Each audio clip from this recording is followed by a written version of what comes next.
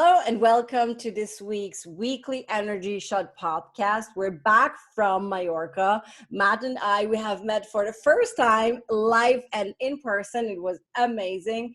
And we still decided to do a podcast for you. So you have a weekly energetic update and you can link into the higher realms with the both of us. And Matt, what's going on this week?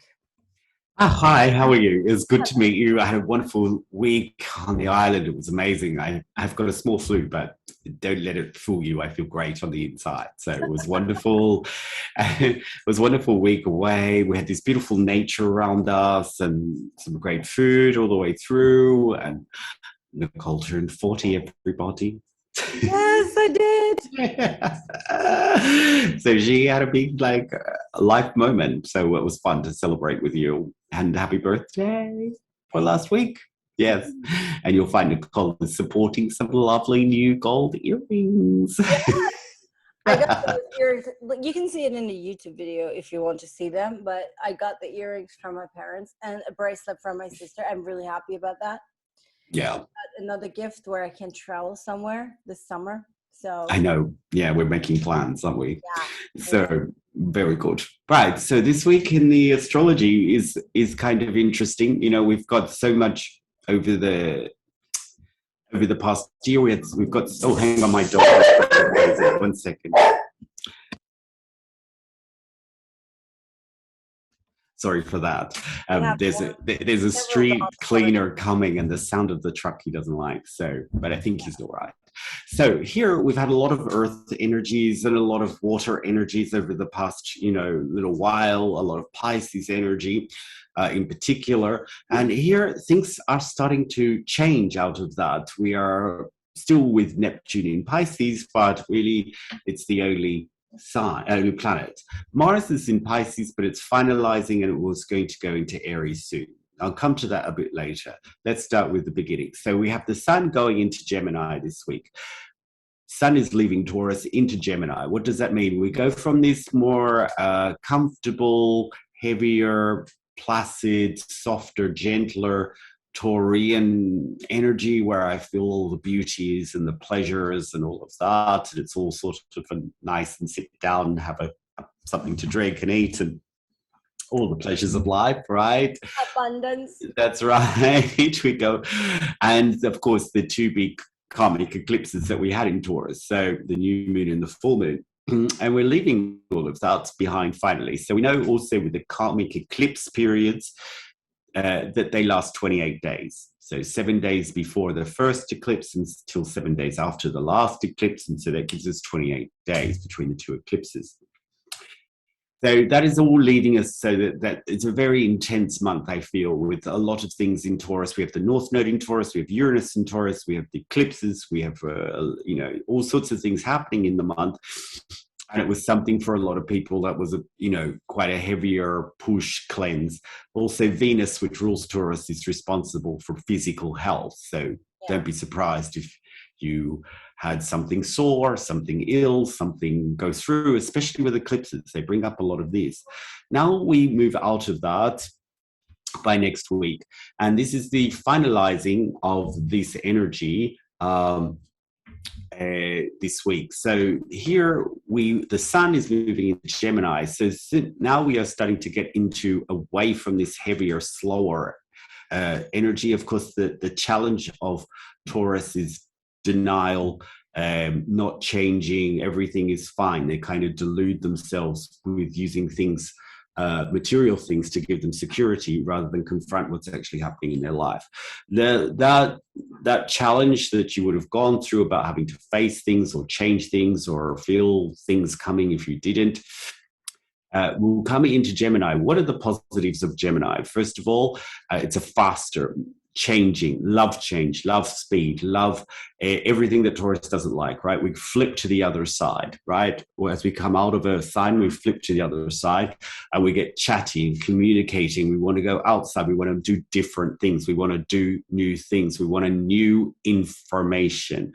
This is what Gemini is all about, new information. With the moon beginning the week in Aquarius, Aquarius is also an air sign that gives us the information that is from completely left field. It's out of the box. Also, again, completely different to Taurus, which is about being in the box, the security of the same routine.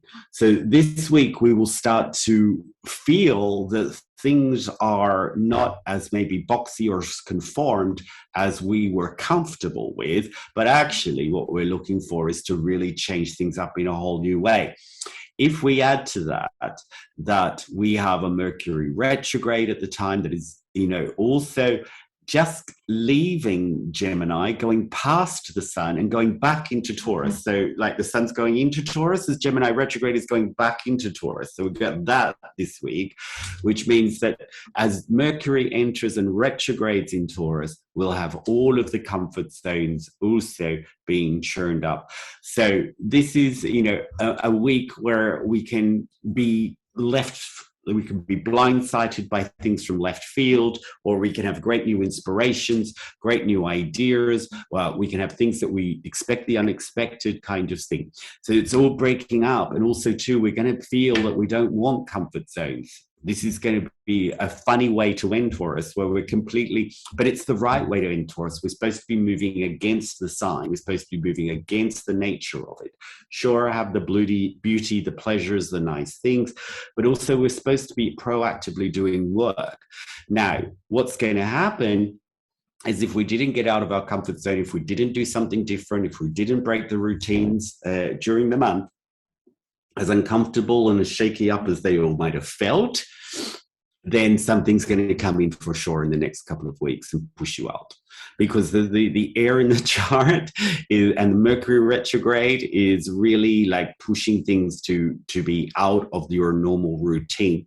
So my suggestion is proactively look at places that you're sedentary, that you haven't moved out from, and look for opportunities to go, you know what, this is really uncomfortable, but I'm going to do it because it's so different. Yeah, and jump in and try. I love it. Yeah, I mean, from my perspective, when I look at my clients, what's currently going on, there's currently a lot of need for new organization during the week, for new processes, for almost like how do I want to eat? Do I want to cook twice a week for 4 days and pre-cook everything, or do I want to freshly cook every day? Do I want to change something in my diet, or how do I want to process my downloads, my data? Do I want to meditate every day? Do I want to do there's a lot of with many of my clients, there's a lot of organizational questions, like how do I organize my life? And is the organization that I had during my days, during my weeks, is that serving the purpose that I want to achieve? And so that's what I have in mind at the moment when I see this move from Taurus into Gemini as well. There's a lot of thought going on, a lot of or also Mercury retrograding, organizing your life processes. Yes, definitely. And also in business, I also see it there. Really question, does this still serve me? Is it maybe obsolete now? Do we not need it anymore? Does it not serve the best purpose anymore? And what can we change if so? Yeah. So that's what I see the most when it comes to absolutely. And these are the things you may feel. It's very daily life. It can be very daily life. We're not looking for big things. Very daily life, very changing the routine, very upset the apple carts. But as I say, your clients at least are proactive in challenging and raising questions about this and looking at the ways they're doing it. That's proactive behavior. What we don't want to hear is I had to, and then this happened, so I have to, and you feel like you're doing the work because you're changing, but actually you're just blocked into a corner. That is chaos. So it's really to feel, or probably more because it's so much air energy, to really reconsider, rethink, revise with the Mercury retrograde. And because it's going to go into Taurus, and that's where it'll spend most of its time in Taurus, it's all about financial issues, money issues, with Taurus. My values, is this what I really value? What else could it be? It could be routines, things where I'm sedentary, things where I'm stuck, things that I look to for security, but may not be giving me any security. Am I just like pretending? Am I this fake? Am I in denial about something?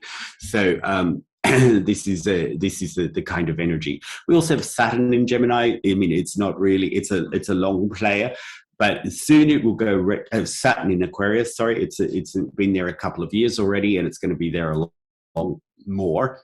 So we know, but it's adding to the air energy, and Saturn is really about what can I do that takes me out of the physical into the metaphysical when it's in Aquarius, So we're still lifting things out that I can do in technological ways, or things that I could, not have to do in that daily routine, right? Things that I can do differently. So we will see a lot of change over the next week. Also, what's also moving here is Jupiter is now in Aries. So this is the first time we've had a big planet like Jupiter, Saturn, Uranus, Pluto, Neptune, these bigger 5 planets that are outer planets. This is the first time that we've had one of them in a fire sign for many years now. It's only going to be there during the summer. It'll retrograde back into Pisces, a water sign, but at least we have a couple of months where we have Jupiter in Aries. What is it doing there that we can grasp? So Aries is about new, right? It's fire. It's about new inspirations, new entrepreneurialism, new seeds, new things that I can do, new experiences, new things that are about me, right? It's a very me sign, and it's a very sparky sign. Like, what do I create? What do I want to put out there that's new and different, right? It's ruled by Mars. So, we have this red planet Mars with Aries, a fire sign.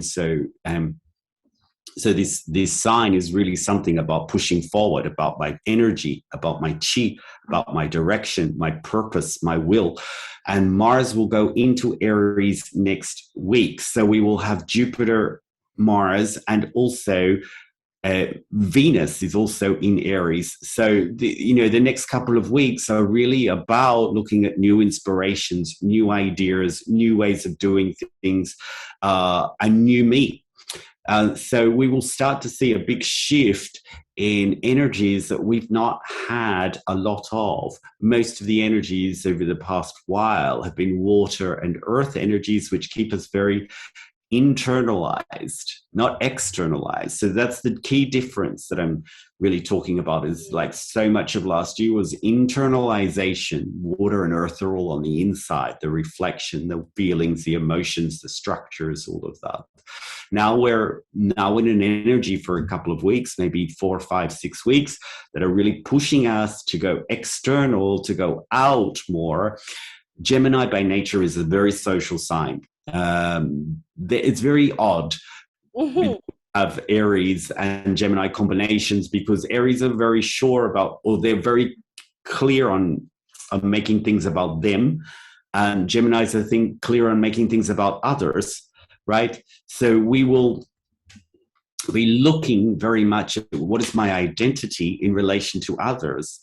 Geminis don't have an identity. They're the chameleon of the sign, of the chart, right? They can talk to anybody, but they don't have a really strong senses of self. This is a lot of their work, right? Is to come into really getting an identity and not really conform, not really changing it like a joker or a chameleon or a trickster to whoever they're talking to. So this is their work, but we will have a lot of also planets in Aries, which is looking at the sign of me.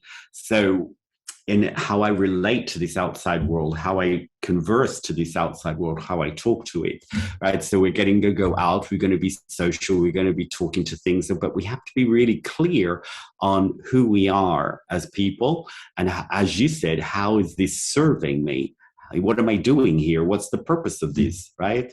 Otherwise, we just get lost in the whole fire and air energies and think, what was I doing there? What was it all for? Yeah, I think at the moment, especially for people that are solopreneurs or entrepreneurs, but also like for everybody else. This discernment, like what I keep saying to everyone at the moment, is be very discerning with what do you want to co-create, what do you really want to do, and what just could be done but doesn't necessarily have to be done. It's very easy at the moment to get lost in this creative flow of fire energy. That's what I feel is like. Mm.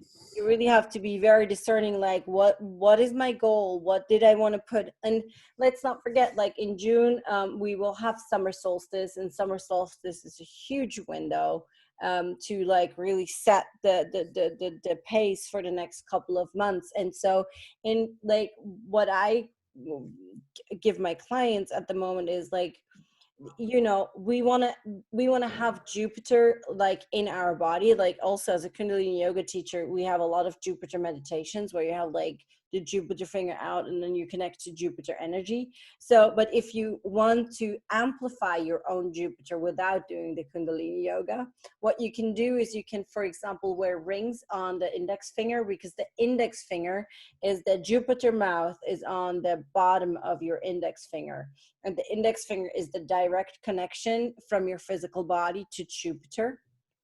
So that's one thing. Ideally, you would use yellow sapphire, yellow citrine, like yellow crystals. Therefore, that's like really amazing amplification. And other than that, Thursday is Jupiter Day. So also like really like if you can, of course, use Thursdays um, to, for example, to meditate in order what you want to manifest for the next week to come, to meditate on what you want to manifest in the next month, and then be very discerning, like with where do I put my energy in, where do I don't put my energy in. Because so much fire, especially for creative people, so much fire is also sometimes a little problem, because it's not so easy to be discerning if you have the energy to do everything you want. So I think that's like my main thing at the moment. And yeah, use those Jupiter days in order to like really get the downloads. Like I, for example, I'm writing a book at the moment, and I will for sure use now. I used Tuesdays in order to go write my book, but now for sure I will change to Thursday and use this magnificent Jupiter energy and the fire in it in order to produce that like even smoother, easier. Yes, yeah. So it's Jupiter bringing out all of this fire energy as something super creative, and as I said, Gemini with words. So if you are, creative with words, it's certainly a great energy to tap into over the next, 4 weeks that we have Gemini. The moon will go into Gemini next week, which was when we really feel Gemini season, when we go into that. So we will have, quite a lot of things going on in Gemini. Also in Taurus, we will have Venus move into Taurus next week. It's still in Aries, so it's still giving us a lot of self-esteem, self-confidence, right?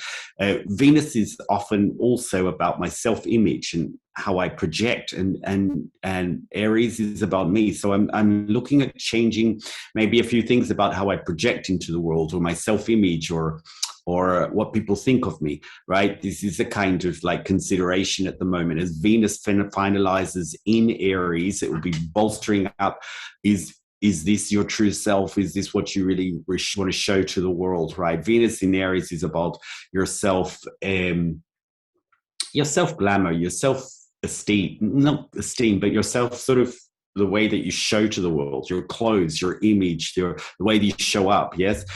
So you'll be thinking about this a little bit more. What is the true self? So throwing out clothes or buying new ones is something, very common in this time, or doing things about how you look, or getting new hair, it's that. So if you're feeling that it's time to change, the way you appear, to make yourself feel better about yourself, Venus in Aries is always a great combination to do that, right? Because often we are living in old skins, right? Where people, what we feel inside and what we're putting on doesn't feel good, right? So, we want to maybe project new, we want to show up new, we want to have it really, if you've been doing a lot of spiritual work, but your outside is something from 2 years ago, it doesn't resonate, right? So you might want to do that. And this is a great energy to do that. And Mars finalizes in Pisces also this week, which means that this desire or this push that we've had to really be in our upper worlds or connecting or being spiritual or doing more like deeper belief work and all of that sort of stuff is coming to an end. So we will, as it comes to an end, we'll get an extra push that we might want to do more meditation, we might want to do more downloading, we might want to do more courses about, spiritual things or whatever. So, or more work. So, it's sort of like a big push there in this week as well. So it's going to be a very interesting week, and see how we come out the other side in terms of new things, new ways, new changes, new look, new stuff. Yes. I say one last thing. Like, if something shows up, especially when it comes to money, prosperity, abundance this week, for example, I don't know, payments getting delayed that you should be receiving, or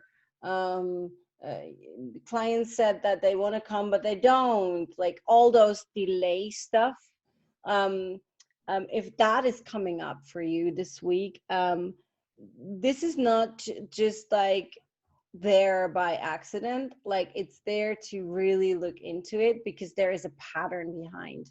There is something that wants to be seen, and